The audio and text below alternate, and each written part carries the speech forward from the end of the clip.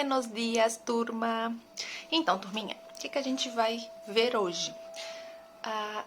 Na nossa segunda aula de hoje, nós vamos ver História de Santa Catarina. No nosso livrinho. Ok. Nós vamos da página 8 até a página 12. A gente vai falar um pouco sobre as antigas povoações do estado de Santa Catarina. Bom, para quando a gente começar a falar dos começos das primeiras povoações, a gente tem que saber que os municípios brasileiros, todos têm diferentes histórias de como foram formados, de como foram criados, quem começou a habitar.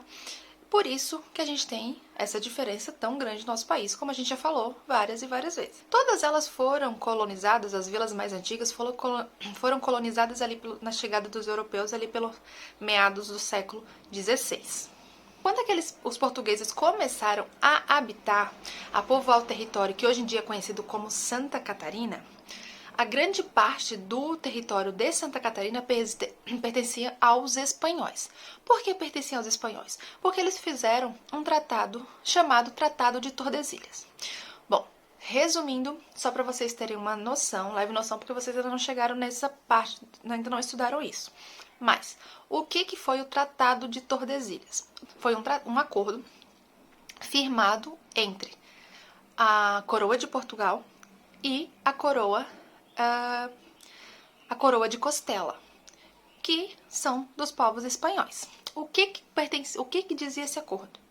Era uma faixa no Brasil, que assim, antigamente, bem no começo dessa colonização, dessas descobertas, não existiam as unidades federativas, ou seja, era um mapa inteiro sem nenhum tipo de divisão.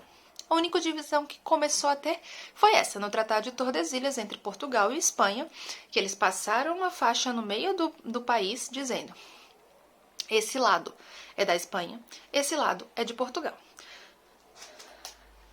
Para que esse tratado?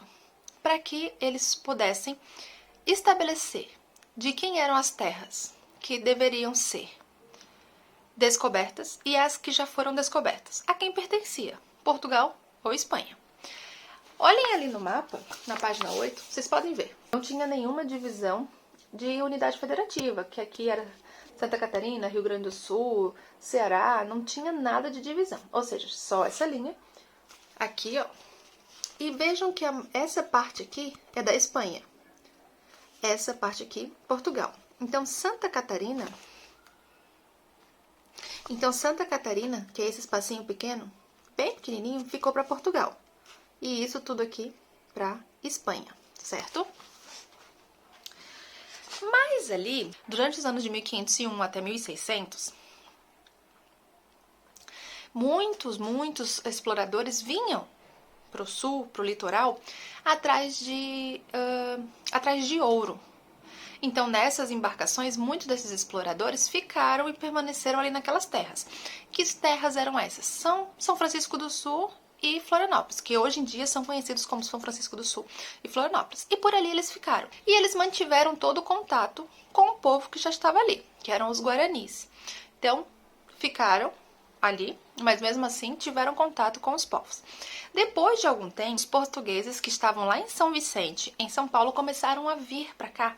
Para quê? Querendo pegar os índios para fazer de mão de obra escrava para eles. A partir dessa escravização, os portugueses começaram a ter mais domínio naquelas terras ali, querendo tirar todo o domínio da Espanha. E eles foram criando as primeiras vilas, os primeiros povoados. E em 1658 eles fundaram São Francisco do Sul, o que é São Francisco do Sul hoje, e 1676, o que a gente conhece hoje por Laguna. Aí nessa época foi onde começaram todos os pequenos povoados, onde as pessoas começaram a vir para se estabelecer ali onde a gente conhece hoje o nosso estado de Santa Catarina, e foi criado a cidade de Nossa Senhora do Desterro, que vocês sabem, o primeiro nome de Florianópolis foi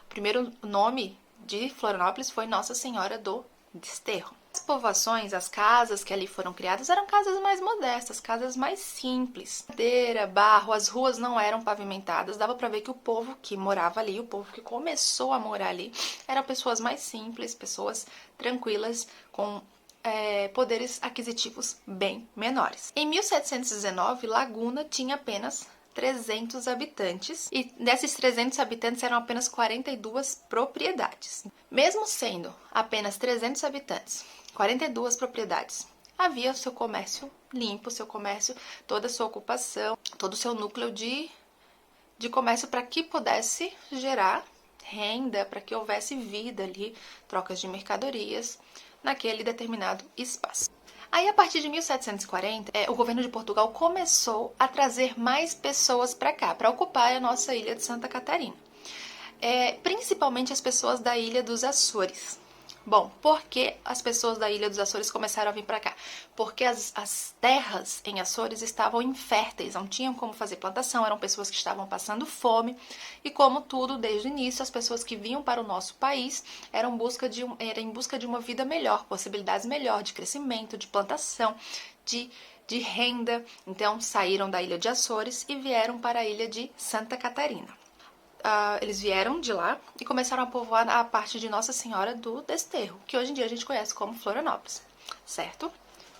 Deem uma olhadinha ali nos imigrantes açorianos, deem uma olhadinha no mapa de onde eles saíram, que era o arquipélago dos Açores, em Portugal, e fizeram toda essa viagem até Santa Catarina.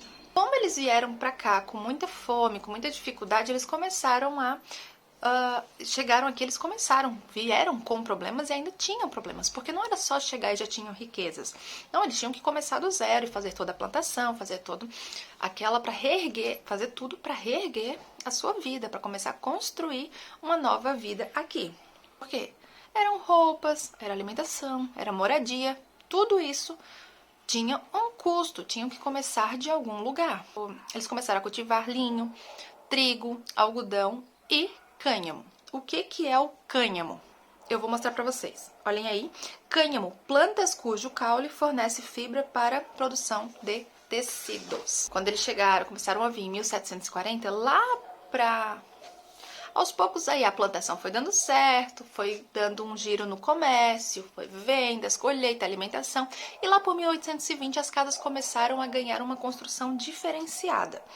Desterro já possuía mais casas com tijolo, todo o material, telhas pintadinhas de branco. Algumas casas tinham até 2 andares. Para quem não tinha nada, começaram muito bem a se erguer, a se manter ao redor da cidade. As plantações de banana, mandioca, laranja começaram a dar muito fruto. A partir dali, eles começaram além de todo esse crescimento, além de toda essa parte de plantação, eles também tinham o trabalho com a pesca, que também tinha retorno até hoje.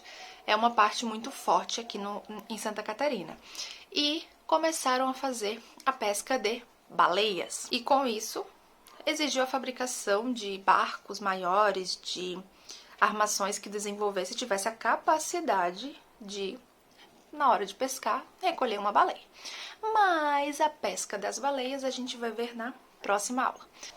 Lembrando, história é sempre baseada em fatos, certo? Sempre quando a gente vai contar e estudar alguma coisa é baseado em algo que realmente aconteceu. Então, as atividades da página 11 são baseadas no texto, que a prof veio uma explicação e fez um resumo agora da página 8 até a página 12. Bons estudos, qualquer dúvida, chamem a prof. Beijinho, até a próxima!